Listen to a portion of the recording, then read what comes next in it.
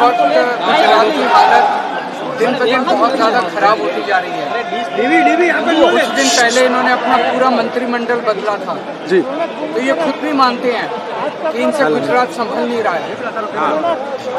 इन्होंने खुद माना कि इनके सारे मंत्री गलत थे, करप्ट थे, बेकार थे, इस वजह से इन्हें पूरा मंत्रिमंडल बदलना पड़ा।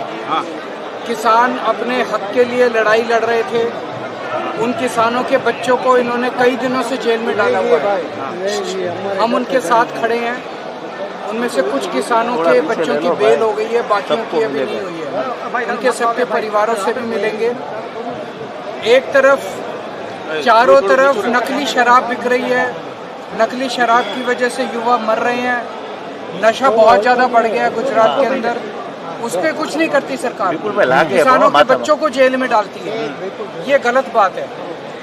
कल गोपाल इटालिया, अभी 2 दिन पहले गोपाल इटालिया के ऊपर हम बीजेपी की सरकार को कमियां निकालते हैं और तकलीफ कांग्रेस को होती है। कांग्रेस के कार्यकर्ता ने गोपाल इटालिया के ऊपर जूता मारा।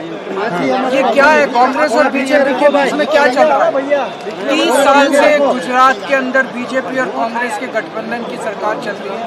अब लोग तंग आ गए हैं और उसी वजह से मैं अब 3 दिन जो है लोगों से मिलूंगा, कार्यकर्ताओं से। केजरीवाल जी, आपने ड्रग्स और दारू की बात की। कांग्रेस के एमएलए विधायक जिग्नेश मेवानी, उन्होंने भी ये मुद्दा उठाया है, तो आप समर्थन करते हैं उनका?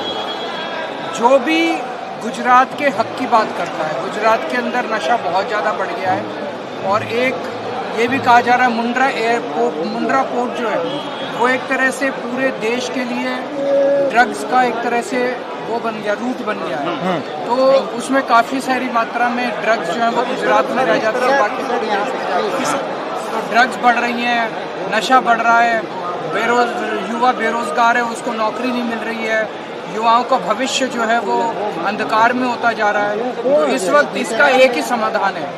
30 साल से बीजेपी की जो सरकार है उनके अंदर बहुत अहंकार आ गया है, उनको हटाना चाहिए और नई सरकार